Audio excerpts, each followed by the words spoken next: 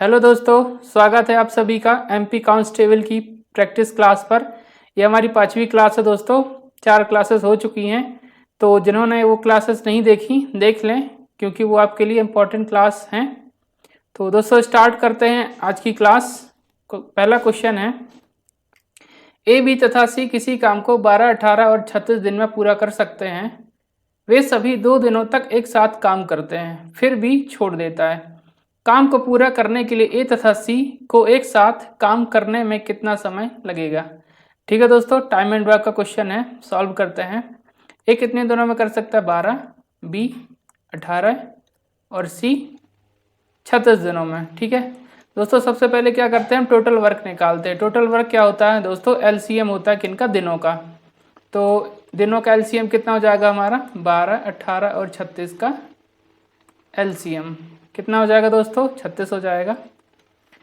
यहाँ 36 लिख देंगे टोटल वर्क। अब क्या करते हैं दोस्तों, हमें एफिशिएंसी निकालनी होती है। एफिशिएंसी क्या होती है दोस्तों? टोटल वर्क अपॉन डेज होती है। ठीक है, तो अगर मैं एक ही एफिशिएंसी निकालना चाहूँ तो कितनी हो जाएगी? 36 अपॉन 12 यानी कितनी हो जाएगी? 3। ऐसे बी की निकालना चाहूँ तो कितनी हो जाएगी? 36 अपॉन 18 यानी 2। और सी की क्या हो जाएगी दोस्तों? 36 अपॉन 36 यानी क्या हो जाएगी? 1। ठीक है दोस्तों, तो ए की कितनी हो गई? 3, बी की 2 और सी की 1। ठीक है दोस्तों, करते क्या है, वो 2 दिनों तक एक साथ काम करते हैं। तो 2 दिनों तक तीनों मिलकर ए प्लस बी प्लस सी कितना काम कर लेंगे?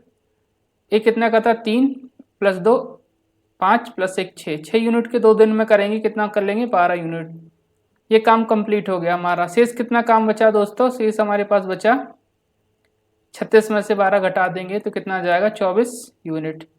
ठीक है दोस्तों, अब इस 24 यूनिट को कौन कर रहा है? ए तथा सी कर रहे हैं। तो ए प्लस सी को 24 यूनिट करने में कितना समय लगेगा? ए की कैपेसिटी 3 और सी की 1, मतलब 3 प्लस 1 4, कितना हो जाएगा? 6 दिन। यानी ए प्लस सी उस काम को कितने दिनों में कर लेंगे? 6 दिनों में। और ये हमारा आंसर हो जाएगा। ठीक है दोस्तों, अगला क्वेश्चन देखते हैं। एक बेलन की आधार की त्रिज्या और ऊंचाई क्रमशः 4 सेंटीमीटर और 5 सेंटीमीटर है।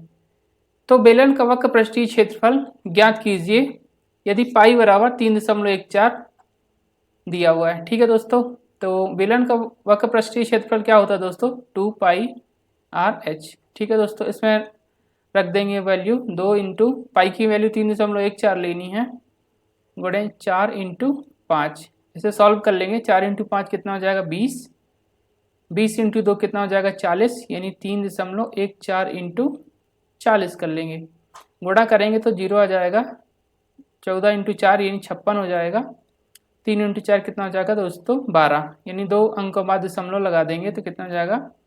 125.6 सेंटीमीटर स्क्वायर है। ये हमारा क्या हो जाएगा? क्षेत्रफल हो जाएगा। ठीक है दोस्तों, अगला क्वेश्चन देखते हैं। अर्धगोले का आयतन ज्ञात करें जिसका व्यास 6 सेंटीमीटर है।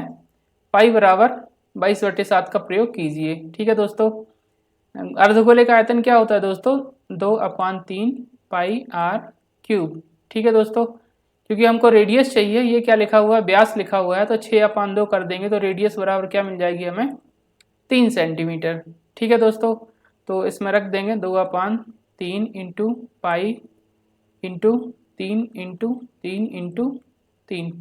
इसे सॉल्व कर लेंगे, 3 से 3 कट जाएगा, 3 त्रिका 9 और 2 यानी 18 पाई। ये हमारा आंसर हो जाएगा। ठीक है दोस्तों, तो इस अर्धगोले का आयतन क्या हो जाएगा? 18 पाई सेंटीमीटर क्यूब। अगला क्वेश्चन देखते हैं। 3 और 27 का मध्यानुपाती मीन प्रोपोर्शनल ज्ञात कीजिए। ठीक है दोस्तों, मीन प्रोपोर्शनल क्या होता है? एमपी लिख देता हूं मैं। क्या हो जाएगा? अंडर रूट ए बी होता है, ए बी होता है। अगर 3 को हम ए माने और 27 को बी, तो क्या हो जाएगा हमारा आंसर? 3 इंटू 27 बराबर क्या हो जाएगा? Under root 81। अंडर रूट 81 क्या होता है दोस्तों? 9 इंटू 9 बराबर 1 निकल आएगा 9, तो कितना हो जाएगा? 9। तो हमारा आंसर क्या हो जाएगा दोस्तों? 9। तो मध्यानुपाती क्या निकल आएगा? दोनों का 9 निकल आएगा। ठीक है, अगला क्वेश्चन देखते हैं। यदि 2a प्लस बी बराबर 10 दिया है और 2ab बराबर 9 दिया है, जहाँ 2a बड़ा है b से तो 2a माइनस बी का मान ज्ञात करें। ठीक है दोस्तों इसे दो तरीके से सॉल्व कर सकते हैं। पहला तो सीधे ही सॉल्व कर लेते हैं। तो क्या क्या निकालना है, 2a माइनस बी निकालना है। तो सबसे पहले क्या करेंगे, 2a प्लस बी का होल स्क्वायर कर देंगे। तो कितना हो जाएगा दोस्तों, 10 का स्क्वायर हो जाएगा। ये क्या हो जाएगा, 2a का स्क्वायर प्लस b का square plus 2 into A B, यानी 2a इंटू बी बराबर कितना हो जाएगा दोस्तों, 100 हो जाएगा। ठीक है, ए बी बराबर कितना दिया दोस्तों, 9 दिया हुआ है। ठीक है, तो कितना हो जाएगा, दोनों का गुणनफल 18 हो जाएगा। तो मैं यहाँ लिख देता हूँ 2a square plus B square बराबर कितना हो जाएगा, 100 माइनस 18। तो कितना बचेगा, यहाँ 2 और 8, यानी कितना बचेगा दोस्तों, 82 बचेगा। दोस्तों अब क्या करते हैं, जैसे हमारा यहाँ पास क्या लिखा हुआ है, 2a square plus B square plus 2 into A B लिखा हुआ है। तो हमारा फॉर्मूला किसका बना, 2a प्लस बी के होल स्क्वायर का फॉर्मूला बना। ठीक है, अगर मैं यहाँ पास माइनस 2 इंटू 2a b कर दूँ तो किसका फॉर्मूला बनना चाहिए, हमारा 2a माइनस बी का बनना चाहिए। तो क्या कर देते हैं, यहाँ पास 2a का स्क्वायर प्लस b का स्क्वायर, यहाँ मैं माइनस लगा देता हूँ क्योंकि 2a माइनस बी का होल स्क्वायर का फॉर्मूला बनाने के लिए। तो 2 इंटू ए बी कर देता हूँ, टू ए डॉट बी बराबर कितना हो जाएगा, 82। 82 में क्योंकि मैं क्या करूँगा, इसमें माइनस कर दिया मैंने, तो यहाँ भी माइनस करना पड़ेगा हमको। कितना हो जाएगा, 2 इंटू ए बी का मान कितना था, 9 था। तो 2 इंटू 9 यानी कितना हो जाएगा, 18। तो 2a प्लस, या प्लस नहीं आएगा, अब हमारा माइनस आएगा। 2a माइनस बी का होल स्क्वायर बराबर कितना हो जाएगा, 64। ये होल स्क्वायर बराबर 64 बराबर क्या होता है, 8 का स्क्वायर। तो दोस्तों इससे इसको हम काट देंगे। तो हमारा फाइनल आंसर क्या हो जाएगा, 2a माइनस बी बराबर कितना हो जाएगा, हमारा 8। ठीक है दोस्तों, ये हमारा आंसर हो गया। इसे डायरेक्ट फार्मूले से भी कर सकते थे दोस्तों, मैं डायरेक्ट फार्मूले से भी बता देता हूँ। करना क्या है हमको, मैं फार्मूला डायरेक्ट लिख देता हूँ, डायरेक्ट आ जाएगा, फिर इसमें इतना कुछ करना ही नहीं पड़ेगा। फार्मूला क्या होता है दोस्तों, अगर हमें 2a माइनस बी निकालना है, 2a माइनस बी निकालना है, ठीक है, तो क्या करेंगे, अंडर रूट कर देंगे। यहाँ करेंगे 2a प्लस बी का whole square minus 4 into A B कितना दिया हुआ है, 2 इंटू 2a इंटू बी। दोस्तों 2a कितना दिया हुआ हमारा 9, तो ये कितना हो जाएगा, 9 इंटू 4 36। तो यहाँ क्या बचेगा, 2a प्लस बी का होल स्क्वायर कितना हो जाएगा, 100 माइनस कितना हो जाएगा, 36, यानी अंडर रूट 64। तो हमारे पास कितना बचेगा, 8। तो दोस्तों यही हमारा आंसर हो जाएगा। दोस्तों अगर ऐसा ही क्वेश्चन होता और हमें 2a माइनस बी दिया होता और पूछता 2a प्लस बी क्या है, तो उसके लिए क्या करते हैं, उसके लिए भी मैं बता देता हूँ। इसे हटा देते हैं, एक लाइन का ही है। अगर हमें 2a प्लस बी निकालना है, 2a प्लस बी निकालना है और हमें 2a माइनस बी दिया हुआ है, ठीक है, तो क्या करेंगे, under root 2a minus B का whole square plus 4 into 2a dot 2a into B. ठीक है दोस्तों, ये हमारा फार्मूला हो जाएगा जब ये दिया हुआ है। लेकिन बेसिक फार्मूला क्या होता है, a प्लस बी। जब हमें a माइनस बी दिया होगा तो क्या करेंगे, a माइनस बी का whole square plus 4 into A B. ठीक है दोस्तों, क्योंकि ए बी की यहाँ ए बी के स्थान पर क्या दिया था, 2a और b दिया था। ठीक है दोस्तों, आप कर लेंगे इससे। और माइनस का इसी में क्या करना है, यहाँ प्लस लगा है वहाँ माइनस कर देना, और माइनस की जगह प्लस और यहाँ प्लस की जगह माइनस कर देंगे, तो a माइनस बी का भी फॉर्मूला बन जाएगा इस तरह का। ठीक है दोस्तों, चलते हैं अगले क्वेश्चन पर। क्या लिखा हुआ है, निम्नलिखित में से कौन सी संख्या 33 द्वारा विभाज्य है। ठीक है दोस्तों, 33 क्या होता है दोस्तों, 11 इंटू 3। ठीक है दोस्तों, 11 की डिविजिबिलिटी मैं आपको बाद में बताऊंगा, पहले मैं 3 की डिविजिबिलिटी बता देता हूँ। 3 की क्या होती है दोस्तों, किसी संख्याओं का जो योग होगा या तो 3 होना चाहिए या 3 का कोई भी मल्टीपल होना चाहिए। ठीक है दोस्तों, अगर 3 या 3 का मल्टीपल है तो वो संख्या 3 से विभाज्य होगी। ठीक है, और 11 का मैं आपको बाद में बताता हूँ। इस नंबर को देखते हैं, पहले ऑप्शन को। क्या लिखा हुआ है, 6, 3 का मल्टीपल 1 कट गया, ये भी 3 का मल्टीपल ये भी कट गया, 4, 4 दूनी 8, 8 प्लस 1 9 हो गया, तो ये भी 3 से कट जाएगा, बचेगा 1। यहाँ 1 बच रहा है, इसका मतलब 3 से डिवाइड नहीं होगा। ठीक है दोस्तों, अगर कोई संख्या 3 से डिवाइड नहीं होगी इन दोनों के गुणनफल में, तो वो संख्या 33 से भी डिवाइड नहीं होगी। ठीक है दोस्तों, इसमें चेक करते हैं, ये 3 कट गया, 1 + 2 + 3, ये भी तीनों कट जाएंगे, 7 + 1 8, 8 को 3 से डिवाइड करेंगे, कितना बचेगा 2, इसका मतलब ये संख्या भी 3 से डिवाइड नहीं होगी। ठीक है दोस्तों, अब इसको चेक कर लेते हैं, 7 5 12, इन 3 का मल्टीपल है, ये कट गया, ये कितना लिखा हुआ है 8 7 15, ये भी 3 का मल्टीपल है, कितना बच गया 1।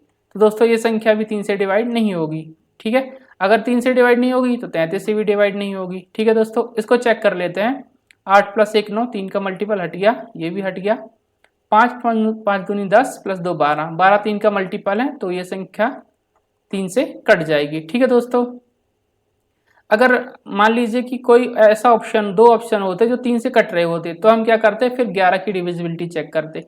इसकी डिविजिबिलिटी क्या होती है दोस्तों, मैं इसी ऑप्शन को रख के दिखा देता हूँ कि यहाँ लिख के दिखा देता हूँ, 1 8 5 5 9 और 2। इसमें क्या होता है दोस्तों कि अल्टरनेट अंकों का टोटल का डिफरेंस या तो 0 होना चाहिए, या तो 0 होना चाहिए, 11 का मल्टीपल होना चाहिए। ठीक है दोस्तों, तो अल्टरनेट अंकों का सम क्या हो जाएगा, जैसे 1 + 5 6, 6 5 6 और 9 कितना हो जाएगा 15, 15 माइनस कर देंगे 8 8 5 13, 13 + 2 कितना हो जाएगा 15, 15 - 15 बराबर कितना हो गया दोस्तों 0, यानी यहाँ 0 आ रहा है, इसका मतलब ये 11 का मल्टीपल होगा। ठीक है दोस्तों, अगर आप इसमें चेक करना चाहेंगे तो इसमें ऐसा नहीं आएगा, मैं आपको करके दिखा देता हूँ। क्या लिखा हुआ है, 1 6 6 1 6 4 4 और 6 1। ठीक है दोस्तों, अल्टरनेट अंकों का टोटल करते हैं, 1 + 4 5, 5 और 6 कितना हो जाएगा 11, 6 4 10, 10 + 6 4 10, 10 + 1 11, 11 - 11। ठीक है दोस्तों, तो ये तो 11 से कट रहा है। ठीक है, ये संख्या 11 से कट जाएगी, लेकिन ये संख्या 3 से नहीं कटेगी। ठीक है दोस्तों, तो ये संख्या 33 से भी नहीं कटेगी। अगर कोई संख्या इन दोनों से कट रही है, ठीक है, तभी ये 33 से विभाज्य होगा, नहीं तो ये विभाज्य नहीं होगा। एक बार और चेक कर लेते हैं, 1 + 4 5, 5 और 6 11, सही लिखा हुआ है, 6 4 10, 10 + 1 11, बिल्कुल सही लिखा है दोस्तों। ये संख्या 11 से डिविजिबल तो है, लेकिन ये संख्या 3 से डिवाइड नहीं हो रही, इसलिए संख्या 33 से डिवाइड नहीं होगी। ठीक है दोस्तों, अगले क्वेश्चन पर चलते हैं। 2 उम्मीदवारों के बीच चुनाव में पंजीकृत मतदाताओं में से 20% ने अपना मत नहीं दिया, ठीक है, और 40 मत अवैध घोषित कर दिए गए। ठीक है, विजेता को पंजीकृत मतों का 42% प्राप्त हुआ और उसे 112 मतों से विजेता घोषित कर दिया गया। पंजीकृत मतदाताओं की संख्या कितनी है? ठीक है दोस्तों, परसेंटेज का सवाल है, सॉल्व करते हैं। मान लेते हैं हमारे पास कितनी जनसंख्या थी टोटल, कुल पंजीकृत मतदाताओं की संख्या मान लेते हैं 1000 मान लेते हैं। ठीक है दोस्तों, और मैं x लगा देता हूं जिससे कन्फ्यूजन नहीं होगा। अगर 20% ने अपना मत नहीं दिया, ठीक है दोस्तों, तो कितना बचेगा, -20% कर देंगे, तो कितने ने दिया होगा, 800 लोगों ने दिया होगा, 800x हो गया। ठीक है, और क्या हुआ, 40 मत अवैध घोषित कर दिए गए, इसमें भी 40 मत निकाल दिए गए। ठीक है दोस्तों, तो कितना बचेगा, 800 - 800x - 40, इतना बचा, ये वैध मत हो गए। ठीक है दोस्तों, अब क्या बोल रहा है, विजेता को पंजीकृत मतों का 42% प्राप्त हुआ। दोस्तों यही कन्फ्यूजन सबसे ज़्यादा होता है, पढ़ने में सबसे ज़्यादा कन्फ्यूजन हो जाता है कि हम 42% बस ही पढ़ते हैं, ये पूरा नहीं पढ़ते। इसमें क्या लिखा है, पंजीकृत मतों का, पंजीकृत टोटल कितने थे 1000, तो विजेता था जो दोस्तों, विनर था, उसको टोटल का यानी पंजीकृत का 42% मिला, तो मतलब 1000 का 42% उसे मिला। ठीक है, तो कितना मिला होगा उसे, 420x, क्योंकि 1000x लगाया था हमने। ठीक है, विजेता को इतना मिला, तो हारने वाले को कितना मिला, टोटल वोट इतने थे। ठीक है, तो हारने वाले को, लूजर को कितना मिला होगा, लूजर को इसमें 400 क्या कर देंगे, 420x को कम कर देंगे, तो कितना बचेगा हमारा, कितना, यहाँ 80 आ जाएगा और यहाँ कितना आ जाएगा, 7 में से 4 के 3, 380x मिला होगा दोस्तों, किसको, हारने वाले को। ठीक है, और उसने क्या कहा, विजेता इतने मतों से विजेता घोषित कर दिया गया, 112 मतों से। तो इन दोनों का डिफरेंस निकाल लेते हैं। क्या करेंगे, बड़ा नंबर जो लिखा हुआ उसमें छोटे को घटा देंगे, तो क्या हो गया, विजेता को 420x मिला माइनस 380x कर देंगे जो हारने वाला, क्योंकि माइनस लिखा हुआ तो माइनस इंटू माइनस क्या हो जाएगा, प्लस हो जाएगा। और बराबर कितना दिया हुआ, 112 दिया हुआ है। ठीक है, यहाँ लिख नहीं आ रहा, मैं फिर से लिख देता हूँ। बराबर कितना दिया हुआ, 112 दिया हुआ है। तो इनका डिफरेंस कितना हो जाएगा दोस्तों, 12 में से 8 गई इन 4, ठीक है 0, तो कितना बचेगा, 40x ही बचेगा। 40x प्लस 40 बराबर कितना दिया हुआ, 112 दिया हुआ है। तो 40x बराबर कितना हो जाएगा, 112 माइनस 40 यानी कितना बचेगा, 72 बचेगा। तो x बराबर कितना हो जाएगा, 72/40। क्या पूछा है दोस्तों, पंजीकृत मतदाताओं की संख्या। पंजीकृत कितने थे हमारे पास, 1000x थे, तो 1000 से हम क्या कर देंगे, गुणा कर देंगे। ठीक है, इससे कट गया, इससे काट देंगे। 18 इंटू 4, 18 चौको 72, 18 गुणे 100, x बराबर कितना हो जाएगा दोस्तों, 1800। तो पंजीकृत कुल मतदाताओं की संख्या कितनी हो जाएगी दोस्तों, 1800, और ये हमारा आंसर भी हो जाएगा। ठीक है दोस्तों, चलते हैं अगले क्वेश्चन पर। लिखा हुआ एक मोबाइल उसके क्रय मूल्य से 25% अधिक अंकित मूल्य अंकित किया गया। ठीक है, 10% का लाभ कमाने के लिए इसे कितने प्रतिशत छूट पर बेचा जाना चाहिए। ठीक है दोस्तों, मान लेते हैं हमारा क्रय मूल्य सीपी था, सीपी कितना था हमारा, 100 था। इसने क्या किया, 25% अधिक अंकित कर दिया। तो कितना अंकित कर दिया होगा, 125 अंकित कर दिया होगा। ठीक है, 10% का लाभ लिया। दोस्तों हमें पता है हमें लाभ किसमें जोड़ते हैं, तो सीपी पे यानी क्रय मूल्य पे कितना लाभ हो गया, 10%। तो कितना हो जाएगा, 110। ठीक है दोस्तों, उसने क्या किया, अंकित मूल्य 125 था और बेच दिया कितने में, 110 में। ये हमारा एसपी हो जाएगा, 110 में बेच दिया। कितने की छूट दे दी, 15 की छूट दे दी। किस पर, अंकित मूल्य पर। दोस्तों छूट हमें अंकित मूल्य पर ही मिलती है, तो 125 से गुणा कर देंगे इंटू 100% निकाल लेंगे। 25 इंटू 4 100 हो जाएगा, 25 इंटू 5 125, 5 से काट देंगे कितना आ जाएगा, 3। तो कितना आ जाएगा दोस्तों, 12%। तो दोस्तों उसका प्रतिशत छूट कितनी रही होगी, 12%। ठीक है, अगला क्वेश्चन देखते हैं। एक आदमी और एक लड़का मिलकर एक निश्चित मात्रा में खुदाई का काम 24 दिनों में कर सकते हैं। ठीक है, उनकी खुदाई की गति का अनुपात 4:3 है। लड़का अकेले वह काम करने में कितने दिन का समय लगाएगा। ठीक है दोस्तों, टाइम एंड वर्क का क्वेश्चन है। तो उनकी स्पीड यानी गति का अनुपात दिया हुआ, मतलब एफिशिएंसी दी हुई है। एफिशिएंसी दी हुई कितनी रेशियो, 4:3 दी हुई है। ठीक है दोस्तों, और टाइम कितना दिया हुआ है, टाइम दिया हुआ 24 दिन। ठीक है, उसने क्या बोला कि दोनों मिलकर काम करते हैं। दोस्तों टोटल वर्क क्या होता है, एफिशिएंसी इंटू डे। क्षमता में उसकी दिनों का गुणा कर देते तो हमें टोटल वर्क मिल जाता है। तो टोटल वर्क क्या हो जाएगा दोस्तों, क्योंकि दोनों मिलकर काम कर रहे हैं तो कितना हो जाएगा, 4 3 7, कितने दिनों में कर ले रहे हैं, 24 दिनों में। ठीक है दोस्तों, ये हमारा टोटल वर्क हो गया। अब क्या बोल रहा है वो कि लड़का अकेले वह काम अकेले कर रहा है, मतलब 7 × 24 को अकेले लड़का की एफिशिएंसी कितनी है, 3। ठीक है दोस्तों, लड़का बाद में लिखा हुआ लड़का की कितनी है, 3। तो 3 से भाग कर देंगे, तो 3 × 8 24, 8 × 7 कितना हो जाएगा, 56। तो दोस्तों वह लड़का अकेले कितने दिनों में कर लेगा, 56 दिनों में। ठीक है, तो आंसर क्या हो जाएगा हमारा, 56 डेज।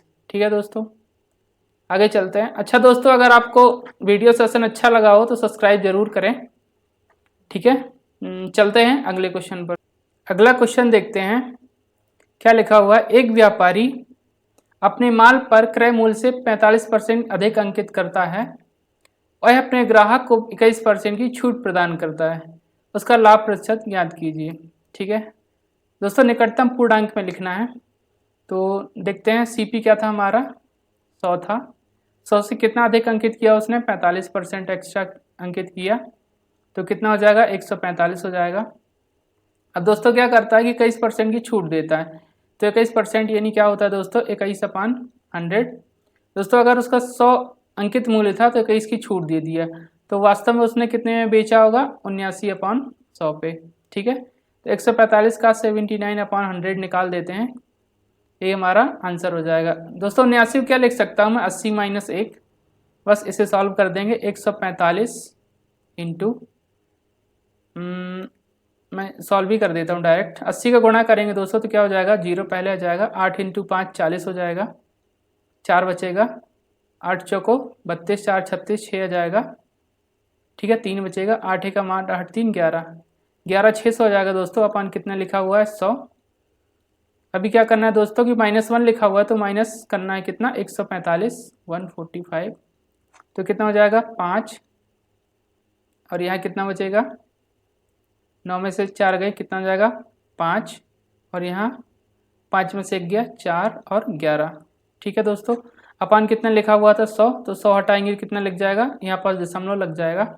तो क्रय मूल्य कितना था हमारा 100 और बेच कितना दिया 114.55 में, ठीक है दोस्तों। तो हमारा आंसर कितना हो जाएगा 114 से ऊपर आ जाएगा, तो कितना आ जाएगा 115 आ जाएगा, ठीक है दोस्तों। क्योंकि लिखा हुआ निकटतम पूर्णांक में, अगर 114.5 से कम लिखा हुआ होता तो हम 14 को सही मानते, पर 5 से ऊपर लिखा हुआ है 5.5 लिखा हुआ है, तो हमारा आंसर क्या हो जाएगा 15% हो जाएगा। और लिखा भी है क्या, निकटतम पूर्णांक में लिखना है, ठीक है दोस्तों। अगला क्वेश्चन देखते हैं। जैसे ही हवा एक गुब्बारे में भरी जाती है, इसकी त्रिज्या 7 सेंटीमीटर से बढ़कर 14 सेंटीमीटर हो जाती है। दोनों परिस्थितियों में गुब्बारे का आयतन का अनुपात ज्ञात कीजिए, ठीक है दोस्तों। इसमें क्या पूछा, अनुपात पूछा है, ठीक है दोस्तों। तो हमारी त्रिज्या पहली वाली कितनी थी R1, मैं स्मॉल r लिख देता हूँ, और बड़ी वाली कितनी हो जाएगी कैपिटल R यानी 14। तो क्योंकि हमें अनुपात में पूछा है तो हम क्या करेंगे, इन दोनों का अनुपात ले लेंगे, ठीक है दोस्तों। कितना होगा 7:14, तो कितना हो जाएगा 1:2, काट देंगे इसे। अब क्या होता है दोस्तों, आयतन क्या होता है गोले का 4/3 पाई r3, यानी स्मॉल r कितनी थी 1 का क्यूब, फिर क्या लिखेंगे 4/3 पाई, और बड़ी वाली रेडियस कितनी हो जाएगी 2 का क्यूब, ठीक है दोस्तों। तो ये दोनों तो सेम लिखे हुए कट जाएंगे, ये भी कट जाएंगे और ये भी कट जाएंगे, क्या हो जाएगा 1 कितना हो जाएगा 8, ठीक है दोस्तों। तो उनके आयतन का अनुपात क्या हो जाएगा 1:8, ठीक है दोस्तों। दोस्तों जब भी ऐसा क्वेश्चन लिखा हुआ मिले तो आपको क्या करना है, क्योंकि 4/3 पाई तो कांस्टेंट हो जाएगा दोनों में, तो हमें रेडियस का ही क्यूब निकालना है। 1 का क्यूब कितना हो जाएगा 1, और 2 का क्यूब कितना हो जाएगा 8, और ये हमारा आंसर हो जाएगा, ठीक है दोस्तों। चलते हैं अगले क्वेश्चन पर।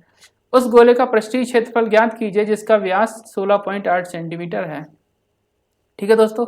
पृष्ठीय क्षेत्रफल निकालना, क्योंकि व्यास दिया हुआ है तो हमारी रेडियस क्या हो जाएगी 16.8 डिवाइड बाई 2, यानी कितनी हो जाएगी 8.4, ठीक है दोस्तों। गोले का पृष्ठीय क्षेत्रफल क्या होता है दोस्तों 4πr², ठीक है दोस्तों।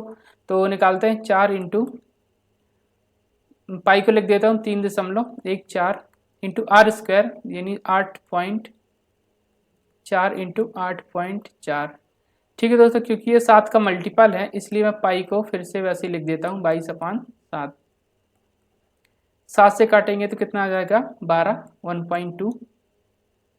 अब इसका गुणा कर देंगे, कितना हो जाएगा 22 इंटू 4 कितना हो जाएगा 88, गुणे 1.2 इंटू 8.4।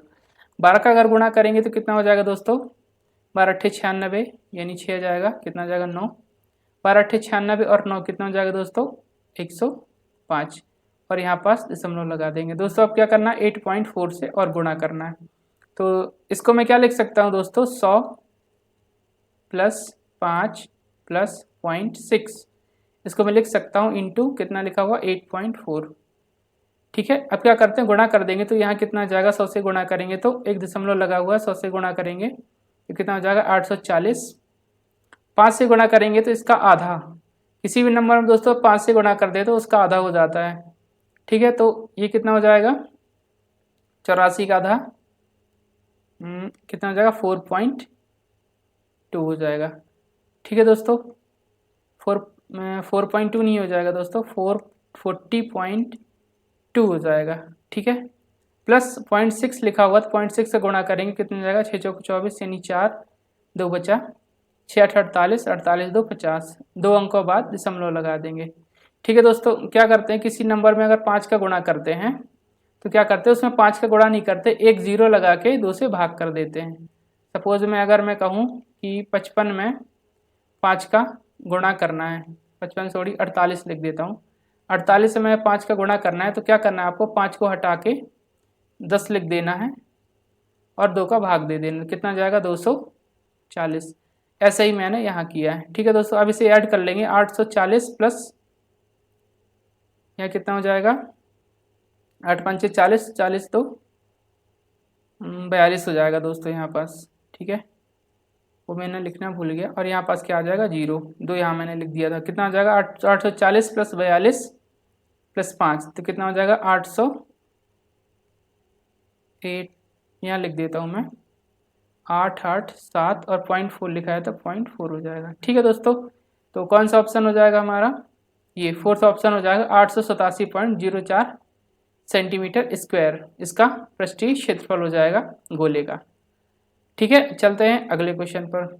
सूरज बस द्वारा 31 किलोमीटर पर आवर की चाल से 124 किलोमीटर, कार द्वारा 16 किलोमीटर पर आवर की चाल से 96 किलोमीटर और कार द्वारा ही 7 किलोमीटर की चाल से अन्य 105 किलोमीटर की यात्रा करता है। ठीक है दोस्तों, क्या है, तय की गई दूरी की औसत चाल ज्ञात कीजिए। ठीक है दोस्तों, औसत चाल निकालना होता है। एवरेज स्पीड बराबर क्या होता है दोस्तों, टोटल डिस्टेंस अपान टोटल टाइम। ठीक है, सबसे पहले टोटल डिस्टेंस निकाल लेते कितनी है, तो 124 किलोमीटर ये और 96 ये, तो जोड़ देंगे कितना हो जाएगा 196 और 24 220 और 105 ये लिखा हुआ तो कितना हो जाएगा 300 प्लस 5 320 प्लस 5 325 हो जाएगा। 325 अपॉन कर देंगे, टाइम क्या होता है दोस्तों, टाइम बराबर क्या होता है डिस्टेंस अपॉन स्पीड। तो डिस्टेंस कितनी थी 124 थी और स्पीड कितनी थी 31, प्लस डिस्टेंस कितनी थी 96 थी और स्पीड कितनी थी 16 थी, प्लस डिस्टेंस कितनी थी 105 थी और स्पीड कितनी थी 7 थी। ठीक है दोस्तों, इसे सॉल्व कर लेंगे। 31 चौको 124 होता है, 16 इंटू 6 96, 15 इंटू 7 125 होता है, 105 होता है सॉरी दोस्तों। ये कितना हो जाएगा 6 4 10, 10 और 15 कितना हो जाएगा 25, तो 325 अपॉन 25 करेंगे तो कितना आ जाएगा 25 से कम 25 और कितना बचेगा 7, 25 इंटू 3 75 हो जाएगा। ठीक है दोस्तों, तो ये कितना हो जाएगा 13 किलोमीटर पर आवर, ये इसकी औसत चाल हो जाएगी। ठीक है, अगले क्वेश्चन पर चलते हैं। x की पावर 4 प्लस 1/x की पावर 4 बराबर 47 लिखा है, तो x की पावर 3 प्लस 1/x की पावर 3 का मान निकालना है। दोस्तों इसका मान निकालने के लिए क्या चाहिए हमें, x प्लस 1/x चाहिए। ठीक है दोस्तों, तो इससे सबसे पहले x प्लस 1/x निकालते हैं। ठीक है दोस्तों, इसमें फॉर्मूला कौन सा यूज होता है, a प्लस बी का होल स्क्वायर यूज होता है, जो क्या होता है a square plus B square plus 2ab। ठीक है दोस्तों, यहाँ पास b लिखना है। इसको सॉल्व करते हैं दोस्तों। करते क्या है कि जैसे a स्क्वायर हो गया प्लस बी स्क्वायर हो गया प्लस 2 इंटू ab। ठीक है, यहाँ पास बता देता हूँ, अगर यहाँ पास फिर से एग्जाम्पल दे देता हूँ। अगर क्या लिखा हुआ है x प्लस 1/x बराबर मान लीजिए आपको 23 दे देते हैं। ठीक है, तो क्या करना है आपको x स्क्वायर इसका होल स्क्वायर कर देंगे, होल स्क्वायर नहीं करेंगे, सबसे पहले क्या करेंगे x square plus 1/x square बराबर 23 दिया है, तो क्या करेंगे आपको दोनों साइड दो दो जोड़ देंगे। क्यों जोड़ देंगे, ताकि इसका फॉर्मूला बन जाए a square plus B square 2 into, मैं साफ साफ लिख देता हूँ, एक तो ये गड़बड़ हो गया। तो क्या लिखा है, अगर मैं x square plus 1/x square बराबर आपको 23 दे दूँ, तो आप क्या करेंगे दोनों जगह दो दो ऐड कर देंगे। उससे क्या होगा मैं बताता हूँ, क्या हो जाएगा x प्लस 1/x का होल स्क्वायर का फॉर्मूला बन जाएगा प्लस 2 करने में। ठीक है दोस्तों, तो ये होल स्क्वायर का फॉर्मूला बन जाएगा, जो कि बराबर क्या हो जाएगा 23 प्लस 2 25। ठीक है दोस्तों, 25 यानी 5 का स्क्वायर। तो ये बताना था मुझे आपको। अब मैं क्या करता हूँ, इसको बता देता हूँ क्या हो जाएगा ये। अगर इसमें दो दो जोड़ दूँ मैं दोनों साइड, यहाँ भी 2 ऐड कर दूँ और यहाँ भी 2 ऐड कर दूँ, तो क्या हो जाएगा x square plus 1/x square का होल स्क्वायर का फॉर्मूला बन जाएगा। और यहाँ क्या हो जाएगा 47 2 49, 49 यानी क्या लिख सकते हैं हम 7 का स्क्वायर। ठीक है दोस्तों, स्क्वायर से कट जाएगा, यानी x square plus 1/x square बराबर कितना मिल जाएगा हमें 7। अब क्या करेंगे, फिर से दोस्तों 2 जोड़ देंगे। ठीक है, तो क्या बन जाएगा x प्लस 1/x का होल स्क्वायर बन जाएगा, जो कितना लिखा हुआ है 9। 9 को क्या लिख सकते हैं दोस्तों 3 का स्क्वायर, तो इससे ये कट जाएगा, क्या बचेगा x प्लस 1/x बराबर 3 बचेगा। ठीक है दोस्तों, अब हमें क्यूब करना है, इसका क्यूब करना है, x cube plus 1/x cube निकालना है। दोस्तों फार्मूला क्या होता है, के क्यूब यानी 3 का क्यूब माइनस 3 इंटू 3। ठीक है दोस्तों, कितना हो जाएगा, 3 त्रिकोण होती है 27 माइनस 9, 27 माइनस 9 कितना हो जाएगा दोस्तों 18। दोस्तों मैंने पिछली वीडियो में आपको बताया था x प्लस 1/x से एक्स क्यूब कैसे निकालेंगे, ठीक है, प्लस वाला भी बताया था और माइनस वाला भी बताया था। तो जिन्होंने वो वीडियो नहीं देखा हो तो वो जरूर देख लें, उससे आपको ये वाली प्रॉब्लम नहीं आएगी क्यूब निकालने वाली। ठीक है, अगला क्वेश्चन देखते हैं। कोई धनराशि साधारण ब्याज पर 4 वर्ष में 2 गुनी हो जाती है, उसी ब्याज दर से वह कितने समय में 7 गुना हो जाएगी। ठीक है दोस्तों, क्या लिखा हुआ, एक से एक हमारी धनराशि थी, मूलधन था, तो 2 हो गया, ये क्या हो गया, अमाउंट हो गया यानी मिश्रधन हो गया। 1 से 2 यानी कितनी ब्याज मिल गई, 1, और 1 ब्याज मिलने में कितना समय लग गया, 4 वर्ष। ठीक है दोस्तों, अब क्या बोल रहा है, वह कितने समय में 7 गुना हो जाएगी। मान लीजिए हमारा मूलधन कितना था, 1 था, कितना होना है इसको, 7 गुना होना है, तो हमें ब्याज कितनी मिल रही है, 6। ठीक है दोस्तों, एक वर्ष में एक ब्याज मिलने में 4 वर्ष लगते हैं, तो आप बताओ 6 वर्ष मिलने में 6 अनुपात ब्याज मिलने में कितने वर्ष मिल जाएंगे, 6 इंटू 4। 1 की वैल्यू 4 है तो 6 की वैल्यू कितनी हो जाएगी, 24। ये क्या हो जाएगा, वर्ष, और ये हमारा आंसर हो जाएगा। ठीक है दोस्तों, कर सकते हैं, इजी क्वेश्चन था। अगला क्वेश्चन देखते हैं, अवरोही क्रम में ज्ञात करें। दोस्तों इन नंबर्स को अवरोही क्रम में अरेंज करना है, यानी सबसे बड़ा नंबर लिखना है, फिर छोटा, फिर छोटा, फिर छोटा, ऐसे लिखना है। तो दोस्तों अरेंज करने के लिए क्या करेंगे, सबसे पहले इसका एलसीएम ले लेंगे। तो इन जो नीचे लिखा हुआ है इनका एलसीएम लेते हैं। तो एलसीएम कितना हो जाएगा इन सभी का, 30, 15, 50 और 20 का। ठीक है दोस्तों, एलसीएम कितना हो जाएगा दोस्तों, कितना हो जाएगा, 300 हो जाएगा। ठीक है, अब क्या करते हैं, इन सभी नंबर्स में 300 का गुणा कर देते हैं। ठीक है, पहला नंबर लिखा हुआ था 17/30, इसमें 300 का गुणा कर देंगे। दूसरा नंबर 7/15, इसमें भी 300 का गुणा कर देंगे। अगला नंबर कितना है 27/50, इसमें भी 300 का गुणा कर देंगे। अगला नंबर 11/20, इसमें भी 300 का गुणा कर देंगे। अब इनको सिंप्लीफाई कर लेंगे, 30 से काटेंगे तो कितना बचेगा 10, 15 से काटेंगे कितना बचेगा 20, 50 से काटेंगे कितना जाएगा, 300 काटेंगे, 0 0 का जब 5 इंटू 6 30, यानी 6 आ जाएगा।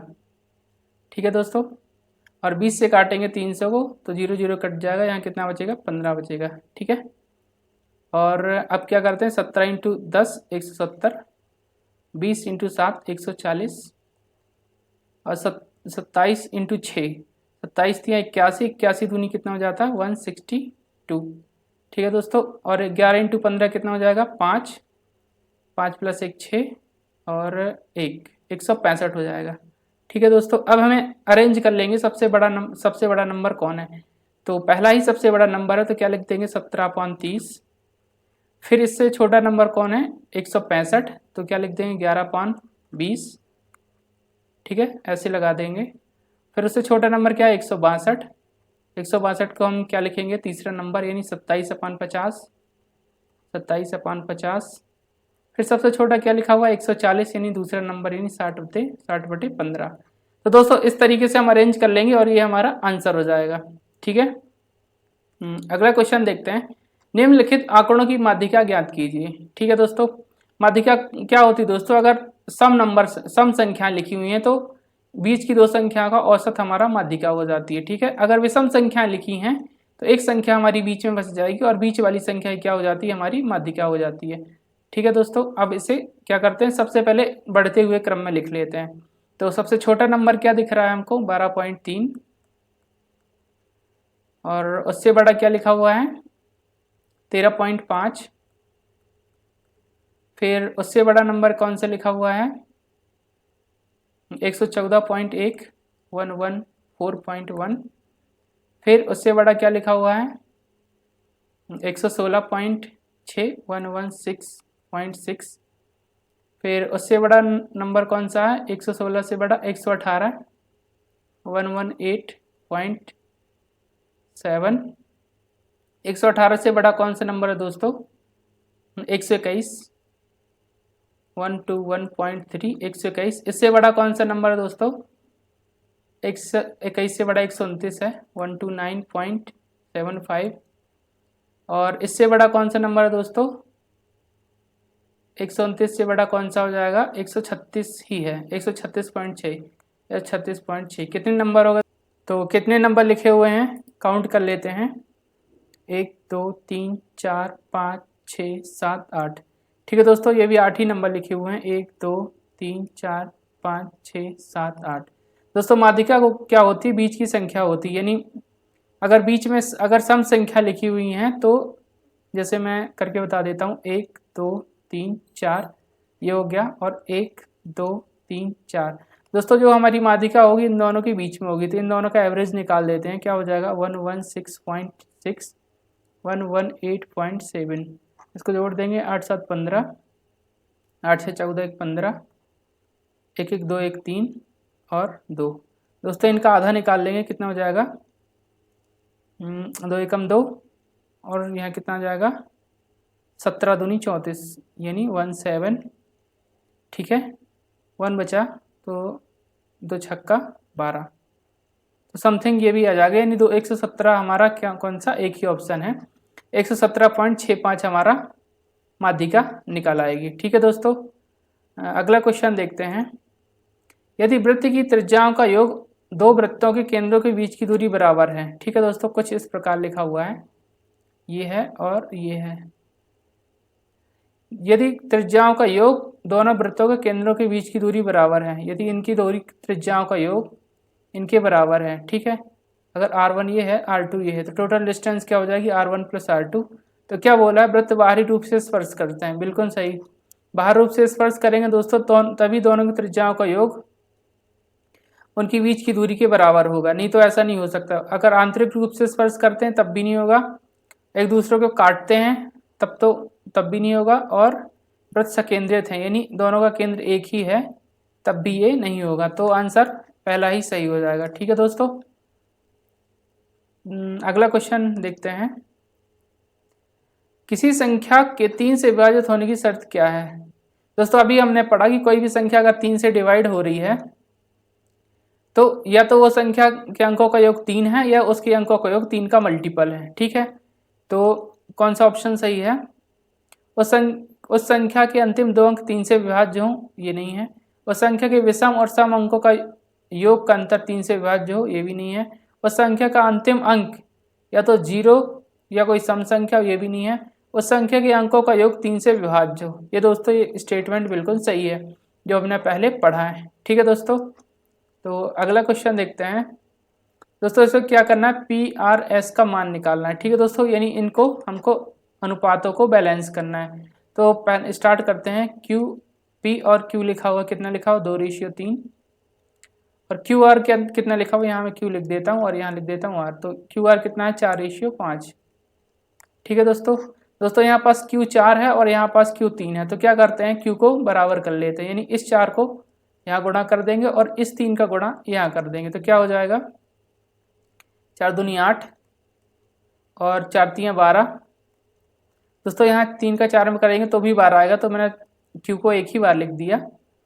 4 3 12 और 5 3 15। तो R कितना हो जाएगा? 15। तो ये क्या हो गया? PQR। अब क्या बोला है दोस्तों? R और S भी दिया हुआ है। तो R कितना दिया हुआ है? R और S दिया हुआ, तो R कितना दिया हुआ? 2:1। ठीक है दोस्तों, क्या करते हैं? R को सेम कर लेते हैं। तो यहाँ 15 लिखा हुआ है और यहाँ 2 लिखा हुआ है, तो यहाँ क्या करते हैं? 2 से गुणा कर देंगे और यहाँ क्या कर देंगे? 15 से गुणा कर देंगे। तो 2 से गुणा करेंगे तो कितना आ जाएगा? 8 दूनी 16, 12 दूनी 24, 15 दूनी 30। दोस्तों यहाँ भी 15 दूनी 30 ही आएगा, तो मैंने एक ही बार लिख दिया। तो 15 एकम 15। ठीक है दोस्तों, ये हमारा वास्तव में सभी का मिला के अनुपात आ जाएगा। क्या पूछा? PRS। P का कितना है? 16, R का कितना हुआ है? 30 और S का कितना लिखा हुआ है? 15। तो कौन सा हो जाएगा? 16, 30 और 15। ये हमारा अनुपात हो जाएगा। दोस्तों सारे क्वेश्चंस खत्म हो गए हैं, लगभग 20 या 21 क्वेश्चन किए हमने। ठीक है दोस्तों, तो थैंक्स फॉर ज्वाइनिंग अस। अगला वीडियो आपको जल्दी मिल जाएगा, और अगर आपको वीडियो सेशन अच्छा लगता हो तो दोस्तों सब्सक्राइब जरूर करें। और अगर PDF आप डाउनलोड करना चाहते हो तो टेलीग्राम चैनल से मेरे डाउनलोड कर सकते हैं, लिंक आपको डिस्क्रिप्शन में मिल जाएगी। तो थैंक यू।